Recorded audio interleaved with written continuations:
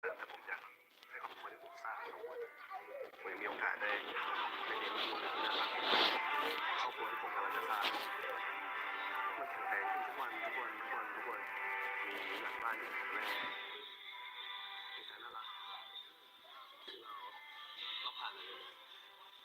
แล้วก็ผ่านจุดที่ยากมากในชีวิตเขาก็ให้แนวคิดอะไรกับผมดีๆผมซึ่งเราสองคนเติบโตพร้อมกันเป็นมนุษย์ที่ดีขึ้นไปพร้อมๆกัน พอค่าเหลือกำไรอย่างละ2,000 กีบได้ขายมือละ100 อย่างเหลือกำไร500 กีบได้ขาย3 อย่างนักลงทุน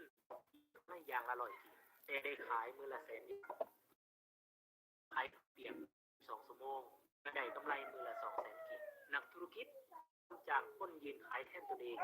ถึงจะได้กำไรเพียงมือละ50,000 กีบแต่เขามีเวลาไปเปิดสาขา2 3 4 5นักลงทุนยอมเสียเงินมหาศาลในการพาระบบและบุคลากรมืออาชีพสร้างแบรนด์ขายเป็นระบบขยายสาขาไปทั่วโลกพอค่าจะไปท่องเที่ยวแต่เขาก็บ่ยอมเลิกลาจะเห็นพอค่าเหลือกำไร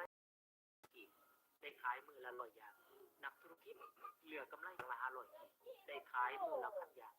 นักลงทุน